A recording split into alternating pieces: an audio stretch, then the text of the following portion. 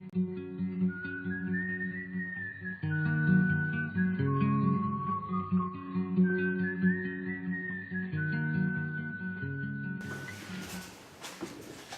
hope you have in front of you the printed notes, the introduction to Isaiah. If you don't, it's because we might not have printed out enough for all our visitors, but you can follow along, make your own notes if you want to. Everything in the notes will be spoken also. It's actually, frankly, a very exciting thing to embark on a study of Isaiah, who is the greatest of the writing prophets. I mean, it's hard to be greater than someone like Jeremiah. But I believe that most would agree that Isaiah is great in more respects than any other prophet. As far as who he was a citizen of Jerusalem. And he prophesied beginning in the year 740 BC, which was the year that King Uzziah died. And we find in chapter 6 of Isaiah, he says, in the year that King Uzziah died, I saw the Lord high and lifted up, and his train filled the temple, and he commissioned Isaiah to preach. Now, there are 5 chapters of Isaiah before that. And exactly how they relate chronologically is not known. It's possible that he wrote those chapters later, and then when the book was composed, they were put in as sort of an introduction to the subject, or it's possible that he was doing some writing before he actually saw the Lord. He may have had some prophetic revelations before he had this specific vision he describes in chapter 6. But chapter 6 does describe him being specifically commissioned to be God's spokesman to Israel and Judah at a time of crisis, which we will discuss momentarily. He was apparently of royal birth, though he was not in the direct line of the kings. He was apparently the grandson of a king.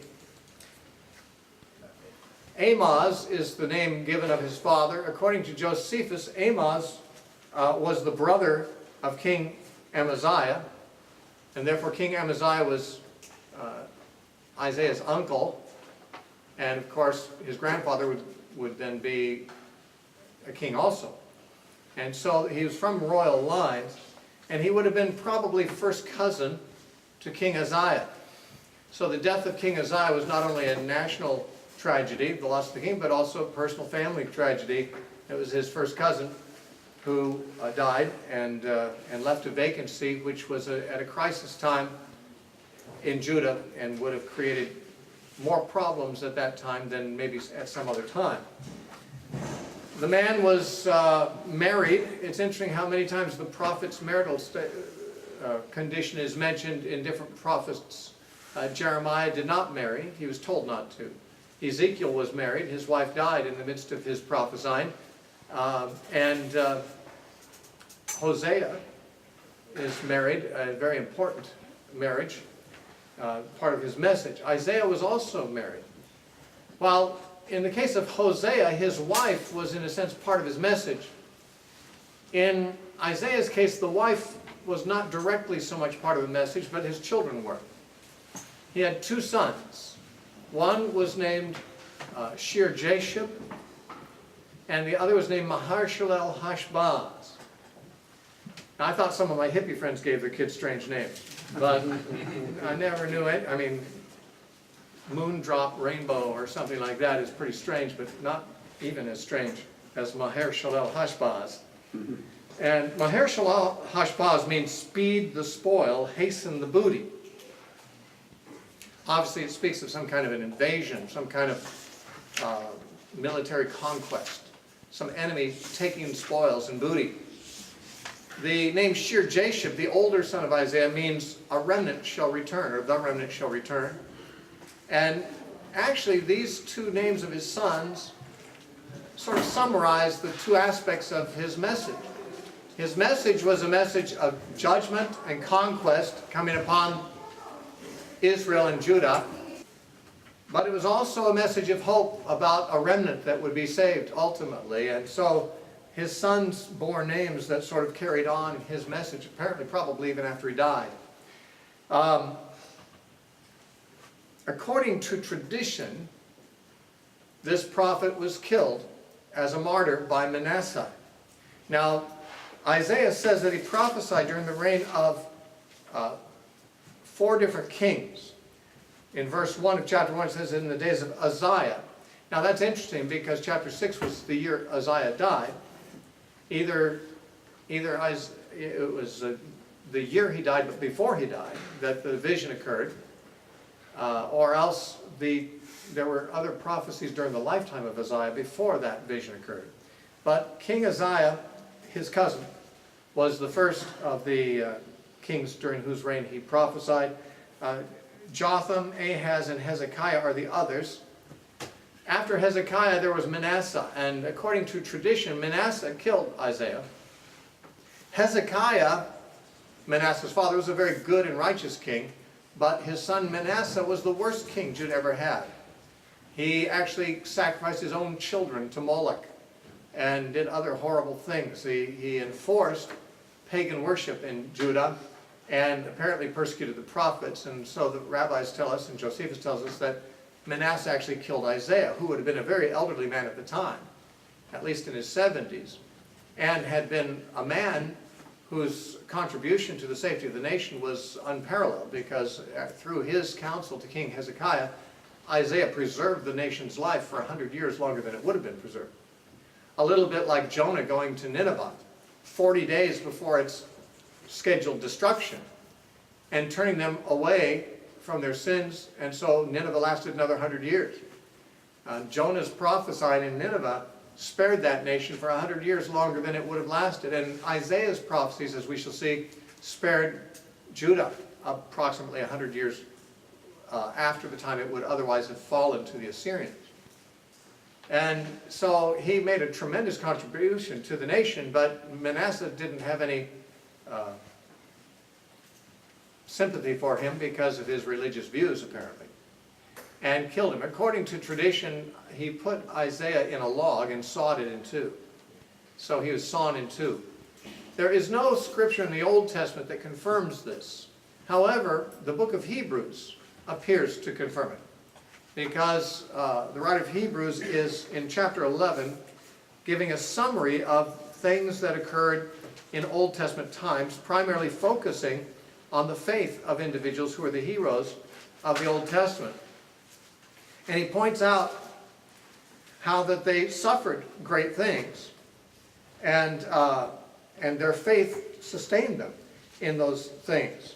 And so it says in Hebrews 11, beginning at verse 35, women received their dead raised to life again. Others were tortured, not accepting deliverance, that they might obtain a better resurrection. Still others had trial of mockings and scourgings, yes, of chains and imprisonment. They were stoned, they were sawn in two. They were tempted, they were slain with the sword. They wandered about in sheepskins, goatskins, etc. So he catalogs the various ways in which saintly people in the Old Testament suffered. And among the things listed are, they were sawn in two. Well, there's only one known Old Testament character of whom it is even reputed that he was sawn in two. That would be Isaiah. And therefore, it would appear that the writer of Hebrews was taking that tradition as a true case, as a true story. And therefore, we would have a New Testament confirmation for the veracity of that tradition. So it would appear that Isaiah died a martyr eventually. Now, he was more than a prophet, though he was the greatest of the writing prophets. This was apparently the estimation of the New Testament writers. They quoted Isaiah more than all the other prophets combined. Now, you know they quoted from almost all the prophets, and frequently from some. But if you take all the times the New Testament writers quoted the prophets at all, Isaiah is quoted more than twice as much as the rest taken together. Obviously, he is the prophet of the Messiah. He's the prophet of the New Testament, more than any other. There's only one book of the Old Testament that the New Testament writers quote more often, and that's the book of Psalms. Actually, the book of Psalms provides more prophetic material about the Messiah than any of the prophets do.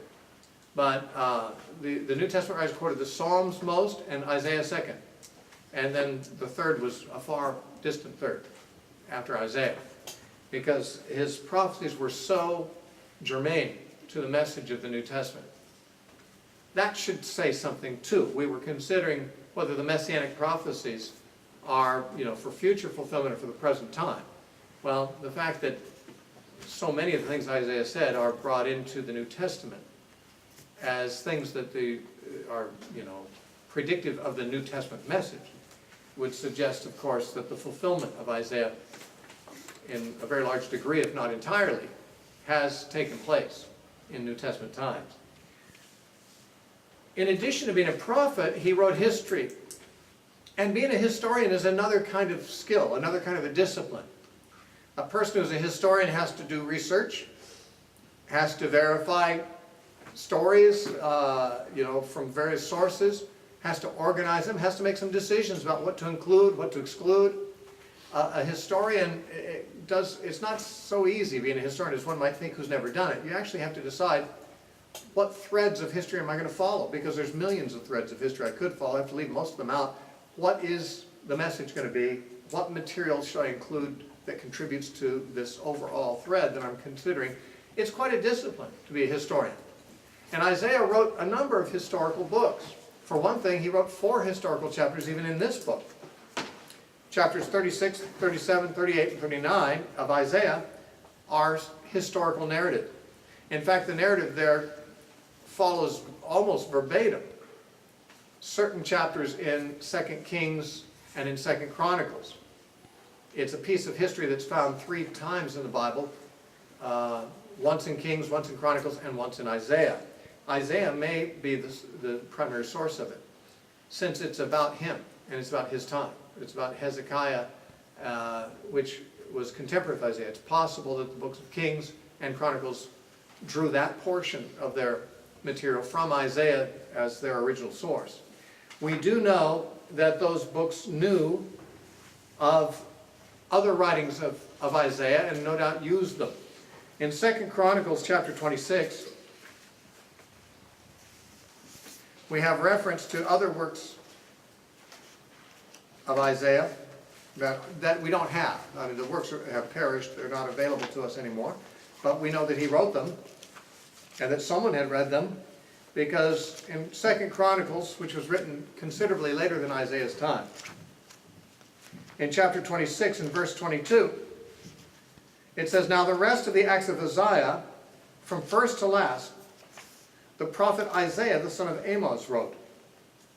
Now, we don't have any of the acts of Uzziah described by Isaiah in our book of Isaiah, so it's obviously another book. The book that we call Isaiah doesn't have any of the acts of Uzziah.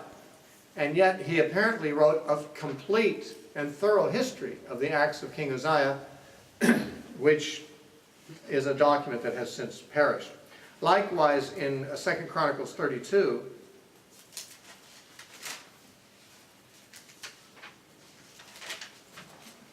and verse 32, it says, "Now the rest of the acts of Hezekiah and his goodness, indeed they are written in the vision of Isaiah the prophet, the son of Amos, and in the book of the kings of Judah and Israel." Now the book of kings of Judah and Israel was not written by Isaiah, but there was a book, apparently, as there was one about the reign of Uzziah, there was one about the reign of Hezekiah that had all his acts. Now, the 4 chapters in the book of Isaiah, chapters 36 through 39, are about King Hezekiah, but they could hardly be what is being referred to here, because they do not contain all the acts of Hezekiah, just a few things.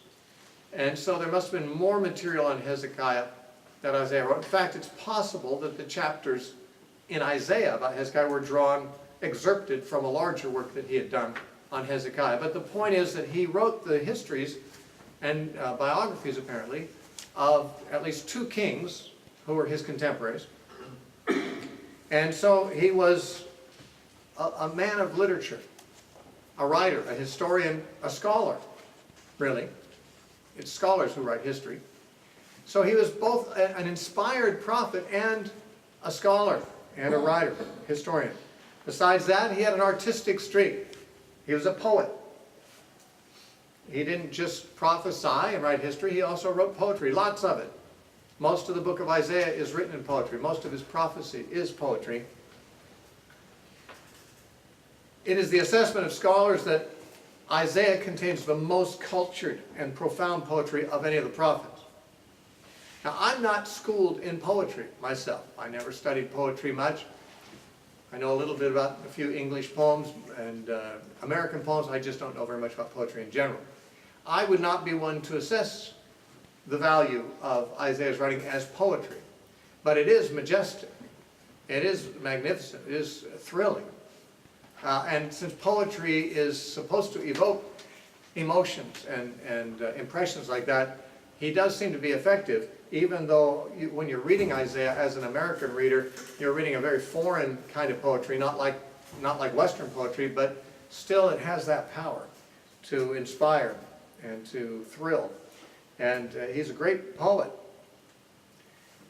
And some consider that his poetry is superior to that of Milton, Homer, Shakespeare, obviously classical Greek and English poets. He was also something else. He had another hat he wore. He was a political advisor. He was a statesman. He was, of course, connected to the royal family, a little bit remotely, a cousin of the king's. But he had access to them. He could go and see the king whenever he wanted to. He could go see King Ahaz and talk to him, or go and visit King Hezekiah. I think kings were a little easier to get in touch with personally in the old days than they would be in modern times. I mean, you'd never get in to see the president unless you were one of his staff or family members. Today, kings probably could be, it seems like the average person had a complaint could go to the king and bring it up in biblical times, but Isaiah had access also because he was part of the family of the kings.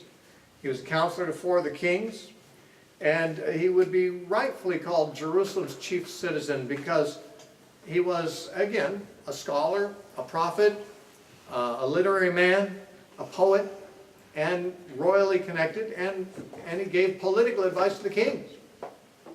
So the man was like a Renaissance man. And unlike any other writer in the Bible, probably Moses comes closest to having as many hats that he wore. Moses was a military leader and a law giver and a poet. He wrote songs and so forth too, and a historian. Moses and Isaiah, therefore, probably are the very most brilliant writers and the most versatile writers of the Old Testament. Though there were others who had great powers too.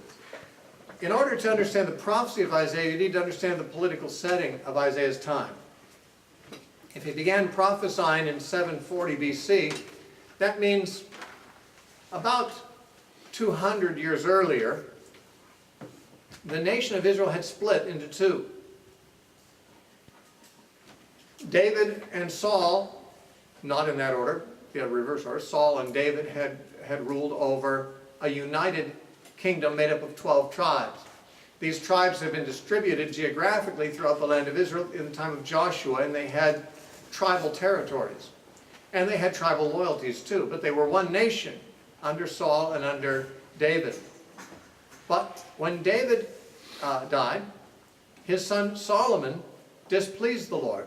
The nation remained one in the reign of Solomon, but it began to break down a little bit.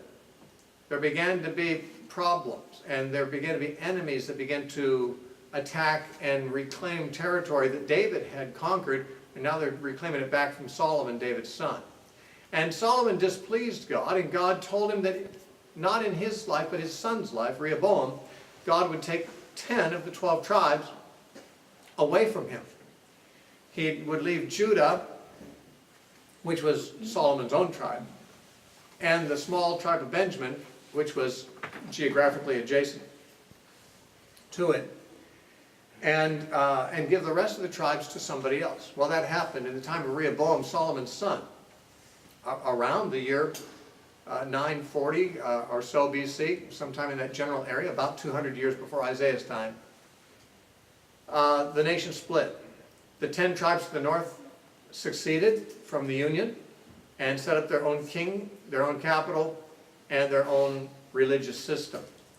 The two tribes to the south, Judah and Benjamin, remained under the house of David, that is the kings of David's line, until, well, forever, really. And so there were two kingdoms, a northern kingdom, which is comprised of 10 tribes, and a southern kingdom comprised of 2. The southern kingdom remained loyal to the house of David and lasted longer. It also had the temple, which was in Jerusalem, which was the capital of Judah, and therefore the worship of Yahweh was centered there in the southern kingdom. The northern kingdom, originally headed up by Jeroboam, became idolatrous, partly because Jeroboam was afraid that his citizens in the north would go down to Jerusalem to worship Yahweh and would get homesick and would say, we ought to be part of this whole thing again. And so that he'd lose his 10 tribes back to the house of David. So he set up alternative rival shrines, one in Bethel and one in Dan, where there was a golden calf put up, and he said, this is where you guys worship. So the northern kingdom began with idolatry and continued in idolatry, never changed. God sent them prophets, but they never heard the prophets. All the kings of the northern kingdom were evil. There were 19 of them before the kingdom fell in 722 BC. 19 bad kings. They were eventually conquered by Assyria in 722 BC, and that was the end of the northern kingdom. That northern kingdom during its existence was called Israel, in contrast to the southern kingdom being called Judah. The northern kingdom sometimes was also called Ephraim. So you'll find sometimes in the Old Testament Ephraim is mentioned. It's simply another reference to Israel. Ephraim was the largest tribe in the north, just like Judah was the larger tribe in the south. And so the southern kingdom was named after the larger tribe Judah. The northern kingdom sometimes nicknamed after its largest tribe, Ephraim. So Israel and Ephraim, interchangeable terms in the prophets and in the Old Testament.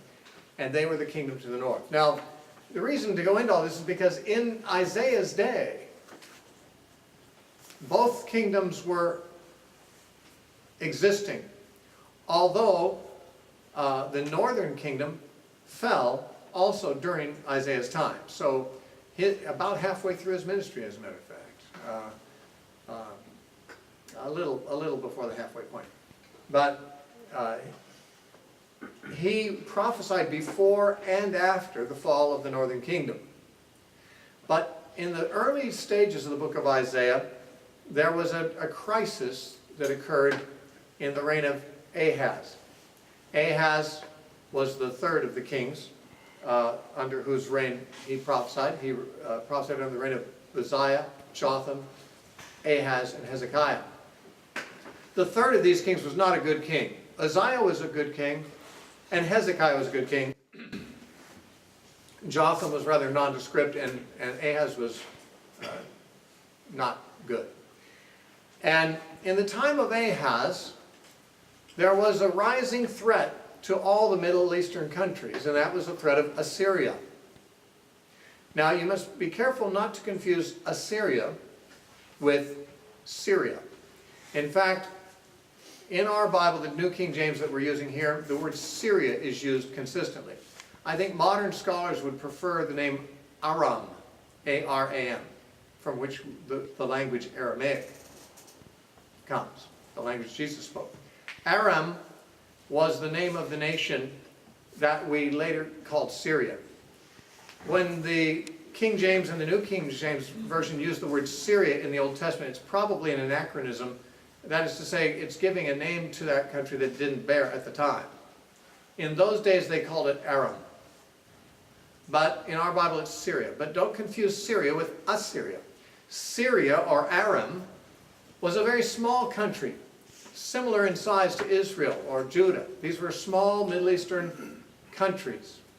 But Assyria was a large empire that was sort of like Babylon later did, moving into the region and conquering one at a time the various countries and annexing them and bringing them under tribute. The Assyrians were not very nice conquerors. They were in fact horrible. They would skin people alive. They'd rape the women. They would put hooks in the survivors' noses and drag them off into captivity. They would impale people. It was a nasty, nasty people, the Assyrians. When the Assyrians were threatening your country, you really didn't want to lose. You wanted to win.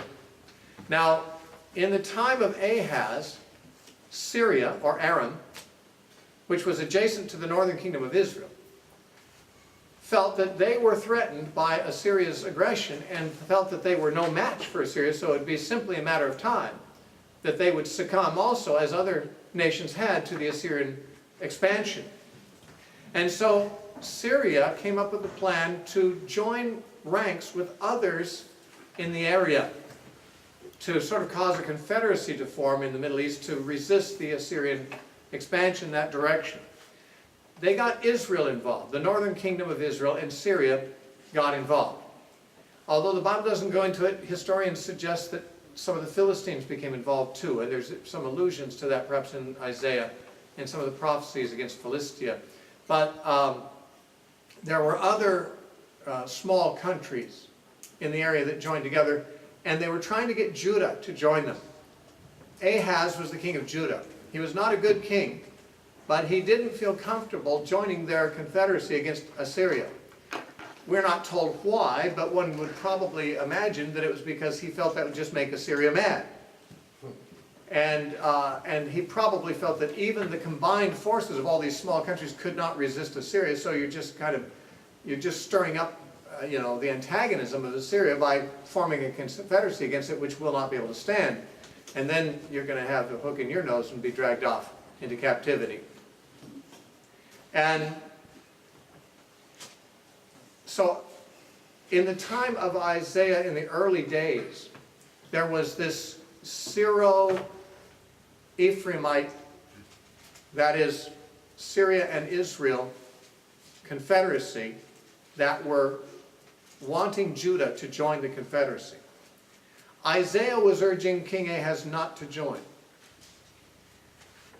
And therefore Ahaz was resisting. Not just because of Isaiah. I think Ahaz had his own reasons, because he wasn't that good a man to listen to prophets. But he and Isaiah both agreed that Judah should not join. So Israel and Syria decided to come against Judah in battle and conquer Judah and replace Ahaz with a king of their own. Now this would of course interrupt the Davidic dynasty. God had promised that David's seed would sit on the throne in Jerusalem continuously. Ahaz was descended from David, but whatever king that the Syrians or Israel would put in his place would not be, and that would interrupt the Davidic succession, of course. But and God wasn't into it. God was not on the side of Israel and Syria in this. He was on the side of Judah. And so Isaiah counseled Ahaz to resist the pressure to join that confederacy. Ahaz ultimately did resist that pressure, but not the way Isaiah said. Isaiah wanted him to trust in the Lord. Instead, Ahaz trusted in Assyria. He actually paid off Assyria to attack his enemies and get him out of trouble. So he aligned himself, Ahaz aligned himself with Assyria against these other nations and did not trust in the Lord. Well, Isaiah said that was going to go badly for him. And that was one of the crises during which Isaiah wrote. And we see some of that history alluded to in Isaiah chapter 7.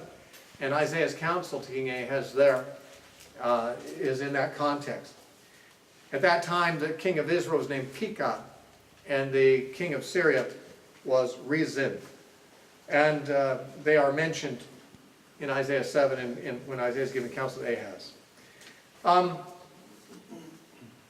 In 732 BC, which was just 3 years later, Syria, or Aram, was crushed by Assyria. Pekah, the king of Israel, was assassinated the same year.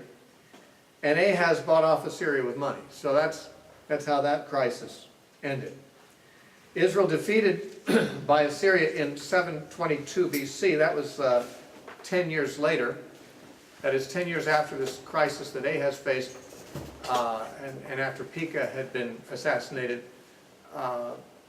the kingdom in the north fell in 722 BC to Assyria. Tiglath-Pileser was the Assyrian general and king who conquered him.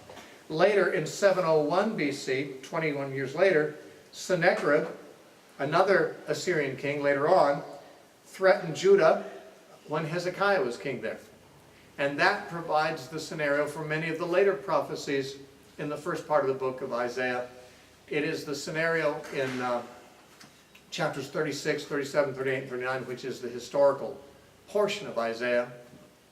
It is when Sennacherib has sent his general Rabshakeh to come and threaten Jerusalem. And Isaiah counsels Hezekiah to trust the Lord, just as he had counseled Ahaz earlier to do in a different crisis. Ahaz had not trusted the Lord, and it went badly for him. But Hezekiah decided to trust the Lord. And although there were tens of thousands of Assyrian troops encamped around Jerusalem, because of Hezekiah's faith in God, God sent an angel one night out who killed 185,000 of the Assyrian troops as they slept. That's not very sportsmanlike, is it? Should have done it while they were awake. But anyway, they shouldn't have been there. And so God wiped out the vast majority of the Assyrian armies, and that ended the siege. The rest, the survivors retreated and didn't come back. Now, in Hezekiah's day, and this is important in some of the prophecies of Isaiah, in Hezekiah's day, when Assyria was threatening, before the angel killed 185,000 soldiers, back when Assyria was a big threat to Jerusalem, Assyria had already 20 years earlier destroyed the northern kingdom and everything else around, and Judah alone was standing. In fact, most of the cities of Judah had been destroyed and burned, but Jerusalem alone stood and was delivered by God. But before God delivered Jerusalem, there were different political parties in Jerusalem advising the king. There was a pro-Assyria party that was advising that they should surrender to Assyria, that they should align themselves with Assyria. Instead of fighting and resisting and trying to retain their sovereignty, they should just give up and save themselves a bloodbath, just surrender to Assyria. There were those who did that. Ahaz had taken that approach. Ahaz had bought off Assyria. We call it the pro-Assyria party. Then there was a very strong influence from a party that we call the pro-Egypt party. These were people who didn't want to surrender to Assyria, but knew that Jerusalem could not, by its own military strength, withstand Assyria, and therefore they thought, we need a powerful ally. More powerful than Israel was, or Syria, or the Philistines. We need a big, powerful ally. And just to the south was Egypt, a very large nation. At one time, a very powerful nation, though not so powerful as in its past, when Isaiah was around. But there was a pro-Egypt party that wanted Hezekiah to send messengers down and gifts down to Egypt to buy armies, mercenaries from Egypt to come and help them against Assyria. Then there was the pro-Yahweh party. That was Isaiah's party. He was probably the head of that party. And he was saying, no, don't trust in Assyria. Don't trust in Egypt. Neither of those are secure things to do, nor are they consistent with Israel's commitments. We have a God. God is our king. God can deliver us. He's more powerful than Egypt and Assyria combined. In fact, all the nations in his sight are as a drop in the bucket and as the fine dust in the balances. They are counted as nothing, said Isaiah. And this pro-Yahweh influence was what Isaiah was all about. In many of the chapters of his book, he's writing in a situation where Hezekiah the king is being pressured to trust in Assyria by one group or trust in Egypt by another group. And Isaiah's writing is, no, you don't do that. And he says, woe to those who trust in Egypt and in horses because they are strong and so forth, and who cover themselves with a covering but not by my spirit. And basically Isaiah's message much of the time is in that situation where Hezekiah is trying to decide between options in a crisis where Assyria is threatening. But of course, eventually Hezekiah went with Isaiah's plan, trusted God, and that did result in deliverance. So that's the historical setting. During the entirety of Isaiah's life, the Assyrian threat exists. Now, he did not live during the Babylonian era later. After Assyria, the Babylonians posed a similar threat, Jeremiah lived at that time, and so did some of the other prophets. Jeremiah was about 100 years later than Isaiah, and so Jeremiah is talking about another enemy, another threat, and it was a time when God did not deliver Israel. In this case, he delivered them over to the Babylonians. But through Isaiah's counsel, Israel or Judah was actually delivered from the threat of his time. It is clear that if Hezekiah had trusted in Egypt or in Assyria, Isaiah said they'll lose and Judah will be destroyed. The only salvation is to trust in Yahweh. And so, because Hezekiah was urged by Isaiah and convinced by Isaiah to do this, the nation survived another 100 years up until Jeremiah's time, when it was conquered by Babylon. Okay, so now I want to talk about the outline of the book. There's a very obvious and natural division of the book between chapters 39 and 40. It's not the only division, but it's the major division. Chapters 1 through 39 are the first division of the book. Chapters 40 through 66 are the second division. This division is so marked and so obvious that there have been critical scholars for the past 150 years who said they were written by different men. The two sections are that different, and it's easy to spot the differences. We'll talk about that in a moment. But that's the major division. The first 39 chapters, the subject matter primarily is on judgment, and therefore sometimes Isaiah chapter 1 through 39 is called the Book of Judgment. We could give it that nickname in speaking about it, the Book of Judgment. The last 27 chapters, that's chapter 40 through 66, are sometimes called the Book of Comfort.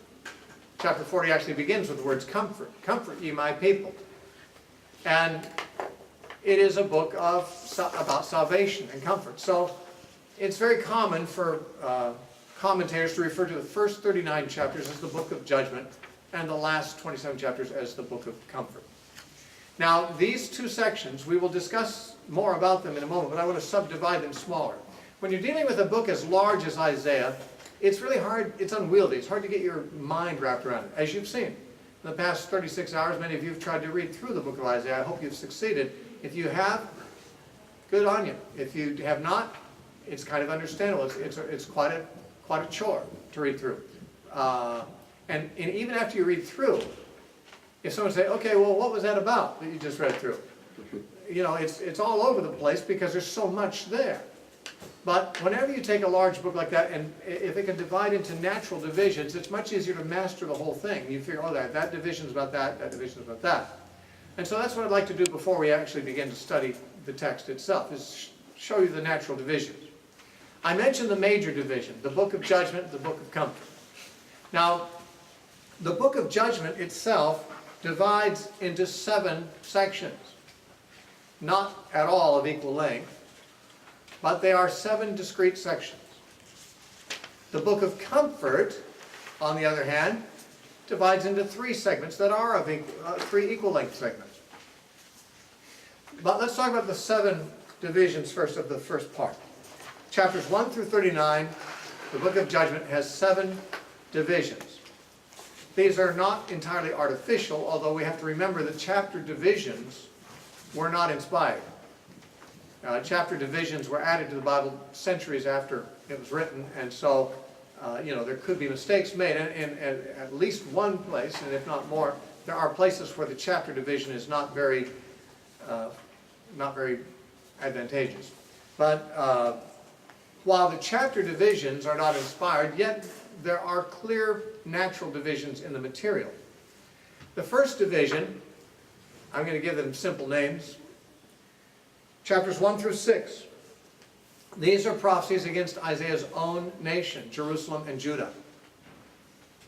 And it ends with the description of how God called him in the year that King Uzziah died. Whether that call came before the prophecies were uttered, and he only mentions it at the end, or whether it came chronologically at that point, we don't know. But those prophecies are focused on Jerusalem and Judah and the judgment coming upon them. So chapters 1 through 6, judgment on Jerusalem. Chapters 7 through 12, another 6 chapters, are about judgment upon the northern kingdom of Israel. They are, of course, about the Assyrians coming and destroying the northern kingdom. Then you have 11 chapters, chapter 13 through 23, another section. These are best referred to as the burdens, because almost all of them begin with the burden of Babylon, the burden upon Philistia, the burden against Moab, the burden against Egypt. Burdens. The word burden in some modern translations is translated as oracle. If you use the King James or the New King James, it'll say burden. In a modern translation, it might use the word oracle. It just means a prophetic message. But it's interesting that in the Hebrew, it does use the word burden. It's like the ordinary word for carrying a load. And it suggests that this is, it either suggests that it's a heavy load, a crushing burden that God's going to bring upon these nations, or it could refer to the burdened state of the prophet's own heart. It's not only Isaiah that uses the word burden this way. And it's possible to understand this, that God revealed to the prophet what's going to happen. And it's so horrendous that his heart felt burdened by it. And this is the burden. He's unloading this burden of prophetic awareness of what's going to happen to these people. The exact reason for using the word burden in such a connection is not known. At least not known by me. That's why I just suggested some maybe possibilities, but I don't know. But it is a fact that some prophetic oracles are referred to as burdens, and there are a large segment of Isaiah, chapter 13 through 23, that are the burdens. And all of them are against pagan nations, with the exception of chapter 22, which is about Judah.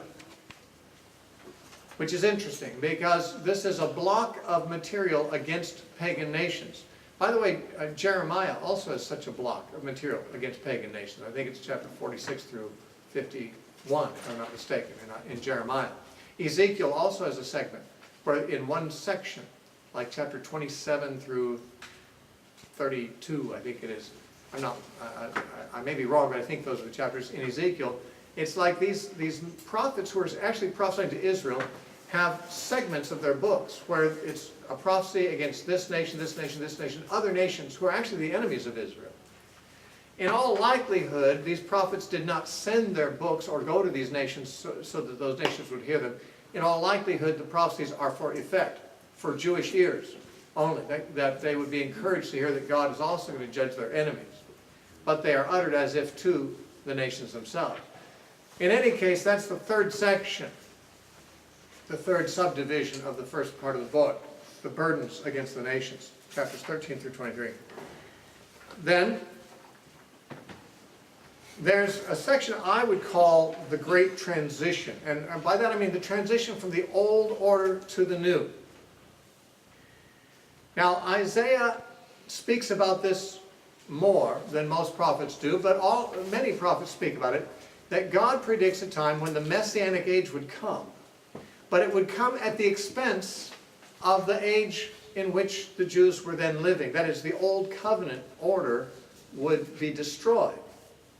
And a new covenant order would come. Isaiah doesn't use the term new covenant. Jeremiah gives us that terminology in Jeremiah 31. But this new covenant is spoken of in Isaiah. Sometimes he calls it an everlasting covenant.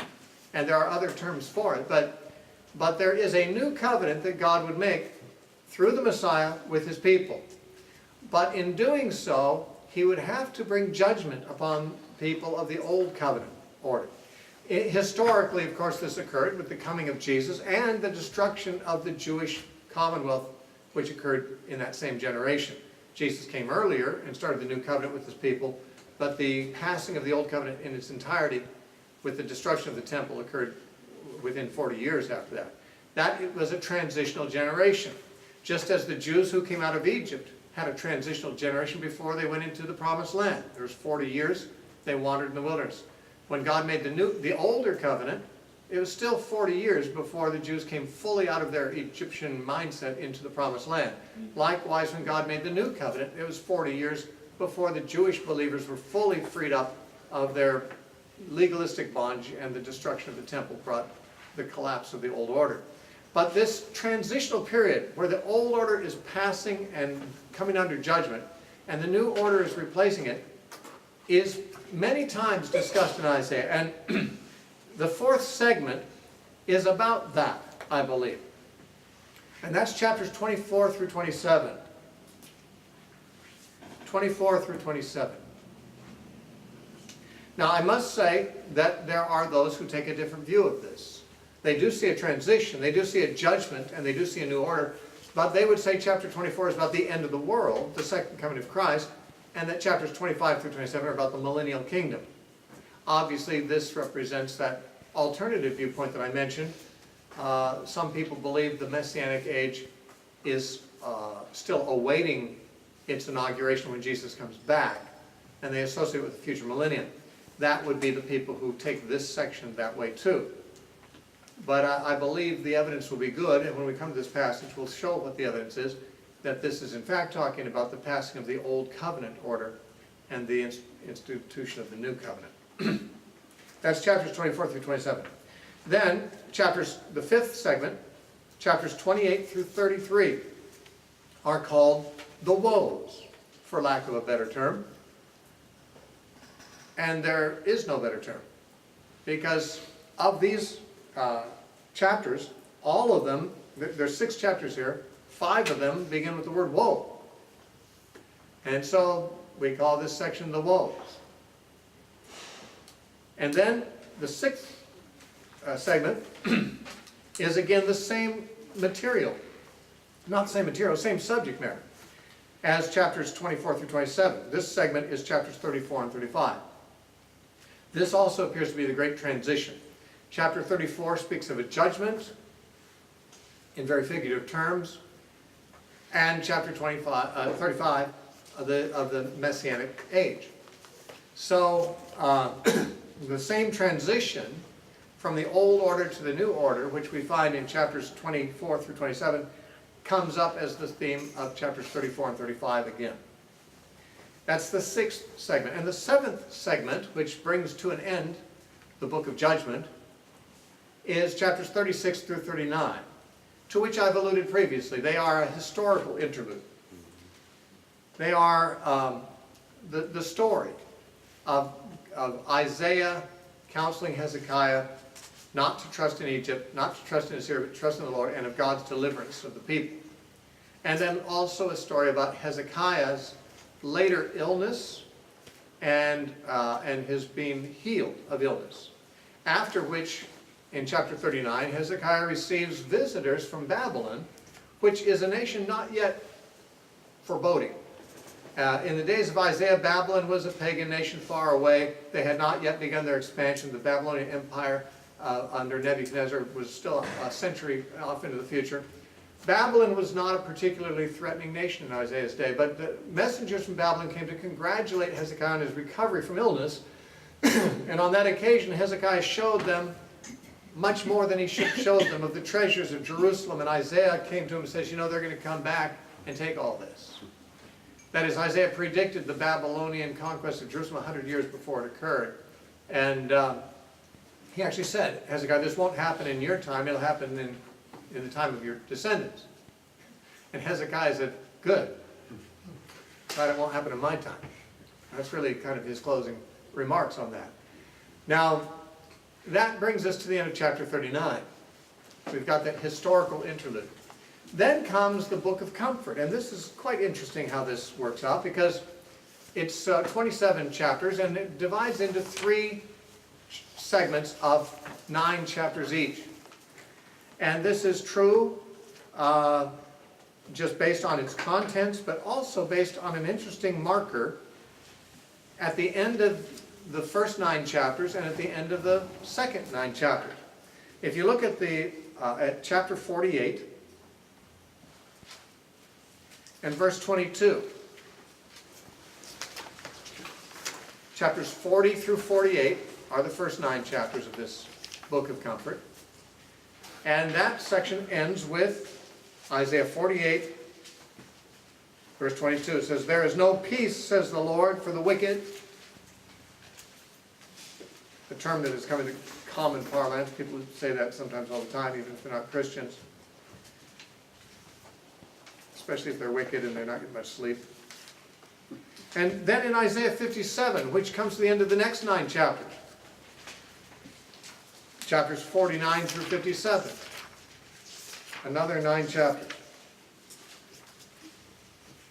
And how does it end? The last line in verse 21, "There is no peace, says my God, for the wicked." Same refrain. It's like these two refrains, "There is no peace, says my God, for the wicked," punctuate at 2 points this segment into 3 parts of equal length. And the first of these contrasts or looks at 2 salvations. One of the leading characters in chapters 40 through 48 is Cyrus, the Persian king who conquered Babylon and who gave the Jews permission to go back and rebuild their temple and rebuild Jerusalem. He was their deliverer from the Babylonian exile. In Isaiah 44 and 45 especially, God actually names Cyrus 150 years before the man was born. His name is given. And he is said to be the one whom God would raise up and use to deliver his people from the Babylonian exile and to see to it that the temple was rebuilt and the community of the Jews was restored. Cyrus is in the picture in a big way in chapters 40 through 48. But he is not the only deliverer in the picture, because the Messiah is also in the picture. In a sense, Cyrus is a type of the Messiah. And so we have 2 salvations, that which is the actual physical salvation of the Jews from Babylonian exile through Cyrus, and that which is the spiritual salvation of God's people through the Messiah, which get somewhat interwoven throughout the section. The next 9 chapters, chapters 49 through 57, are about 2 servants. In this segment we have many references to a figure called the servant of, well, the way it reads in our Bible, the servant of the Lord.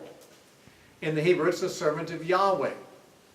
Now, the term servant of God or servant of Yahweh might seem to be a generic term in the Bible for prophets and other godly people. But in particular, there's a particular usage of the term servant of Yahweh in these chapters. It speaks of a particular individual that God is raising up to bring salvation not only to Israel but to the Gentiles as well. What's interesting about this servant of Yahweh is in some passages it distinctly says that Israel, the nation, is the servant of Yahweh. But at other times, the servant of Yahweh is there to save Israel and the Gentiles. And probably the most frequently quoted verses from Isaiah in the New Testament are from these servant passages where Jesus is identified as the servant of Yahweh, especially in Isaiah 53. But other places too, Isaiah 42 also, and other places. Now, the servant of Yahweh, therefore, is an enigmatic figure. There have been whole books written by Bible scholars about who is the servant of Yahweh, and there are different views. It would appear that just as Cyrus is the deliverer who is a type of Christ in the first of these 9 chapters of the book of Yahweh, Israel, the servant of Yahweh, is a type of Christ, the servant of Yahweh, in this second segment. We'll, of course, look at that much more closely when we come to it, but the second segment, chapters 49 through 57, would have 2 servants of Yahweh, Israel and the Messiah. And then the last segment, chapters 58 through 66, is a tale of 2 cities, so to speak. There's the old Jerusalem coming down, and the new Jerusalem being established. Once again, this is the same transition from the old order to the new that we've seen in earlier places. This section talks a great deal about that, and we know it because of the multitude of times the New Testament writers quote from this section. That Jerusalem in this section is sometimes the old Jerusalem, which is under judgment, and sometimes it's the new Jerusalem, the spiritual Jerusalem, which has come up under the new covenant era instigated by the Messiah. And so you've got 2 cities in this segment. So this is how the book divides. It's helpful just knowing that much, but it's really interesting. There's an intriguing consideration here. I want you to turn to the end of your notes on Isaiah just for a moment. on the third page of your notes, at the bottom page, is Isaiah a microcosm of the whole Bible? Now, the observations I'm going to make, I don't know what to do with them. They're fascinating, really, but it still makes it hard to know whether this is anything important. The Bible as we have it today contains 66 books. Now that's because there's 39 books of the Old Testament and 27 in the New. It was not always the case that there were 27 books in the New Testament. And some Bibles, the Catholic Bible for example, has more than 39 books in the Old Testament. But the Protestant Bible, which follows pretty much the Jewish Bible, has 39 books in the Old Testament. The New Testament, as it has come to be canonized since the 4th century, has 27 books. So as the Bible now stands, there are 66 books in the in the Bible. There are also 66 chapters in Isaiah, which would seem to be inconsequential and a mere coincidence, since the chapters are not even inspired. The chapter divisions and numbers are not inspired. And if we could go no further with this than that, it'd be something to wave off as just a coincidence of no consequence. 66 chapters in Isaiah, 66 books in our present Bible. There's, so what? Well, what's interesting is it goes further than that. The first 39 chapters of Isaiah are about judgment, as the first 39 books of the Old Testament are pre-salvation. They are the Old Testament. The last 27 chapters of Isaiah are about messianic salvation. The 27 books of our New Testament are about that subject too. What's really interesting to me is that when we look at the Book of Comfort, the last 27 chapters of Isaiah, and consider a similarity with the New Testament, Isaiah 40, the beginning of the Book of Comfort, starts with a prediction of John the Baptist. So does the New Testament, only it's him. However, Isaiah 40 is quoted in virtually all the Gospels and applied to John the Baptist. So the beginning of the Book of Comfort is about the beginning of the New Testament. The end of chapter 66 is about the new heavens and the new earth, which is how the New Testament ends in the book of Revelation. So this Book of Comfort in Isaiah begins and ends exactly as the New Testament begins and ends. One thing really interesting is in the Book of Comfort, there's 27 chapters. The chapter right in the middle, chapter that has 13 chapters before it and 13 chapters after. The one in the middle is what? 53. Isaiah 53. The most quoted chapter in the New Testament, most quoted chapter of Isaiah in the New Testament, and obviously one of the most graphic portrayals of Christ, his sufferings and his exaltation, which is, of course, the center of the message of the New Testament as well. It's in the exact center of the Book of Comfort in Isaiah. What do you make of it? I don't know. It's almost, I almost don't want to make anything of it, because it suggests, it depends so much on the chapters having been divided properly, though not under inspiration. The right number of books being in the New Testament, which was a decision not made under inspiration. It was a selection that was developed over centuries, and eventually there were 27 books there. And even the arrangement of putting Revelation at the end and so forth, which it didn't have to go there chronologically, it's like, it's not something that seems like humans could have worked out. Not so neatly. It almost seems like there's a divine pattern there. But it's hard to argue that there is, with so many of the factors being almost kind of arbitrary, or things that were decided over a period of time by people and so forth. Yet, this is how it is. So, some people think that Isaiah is a microcosm of the whole Bible. Now we're out of time. And next time I need to talk about the authorship of the book. You might say, why don't we just get into the book? I'd love to, we will. But it's very important that we deal with the authorship question, because for the past century and a half, it has been argued that Isaiah did not write the Book of Comfort. Now the Jews believed he did. Jesus believed he did. The apostles believed he did. And Christians believed he did for 18 centuries. And many of us still do. So you say, well, if Jesus and the apostles and the Jews and Christians throughout history all believed that Isaiah wrote the whole thing, why even pay attention to the theory that he didn't? Because almost all modern scholars think he didn't. Now, that means the modern scholars are wrong, of course. Frankly, I don't care how many scholars line up against Jesus on a proposition. I'm going to vote with Jesus. But the point is, they have their reasons that they give, and whether we think their reasons are good, bad, or indifferent, we will encounter them if we go any further in our biblical studies than simply to be devotional readers. Because if you ever read a commentary, you ever hear a scholarly discussion of Isaiah in any place, many times, most of the time, unless it's a very strict fundamentalist author or preacher, the assumption is going to be made that Isaiah didn't write those chapters. Now you might say, well, does it really matter whether Isaiah wrote them or not? I think it does. Those chapters, it is argued, were not written by Isaiah because they are too accurate, predictive. And the assumption is there is no such thing as supernatural inspiration. You see, this is the view of liberal scholarship who don't accept supernatural things. They don't accept that Isaiah could have predicted. So they say Isaiah couldn't have written those chapters. After all, Cyrus is mentioned by name. He wasn't even born until 150 years after Isaiah. Isaiah couldn't have written that, they say. And they give other reasons. But you see, the point is, if Isaiah didn't write it, if their reasons are good, it means that there's nothing supernatural about these predictions at all. It was written by somebody after the fact and not inspired at all. That means some of the most important material in the whole Old Testament was not inspired and was written by an anonymous author who we don't even know if he was a prophet or not.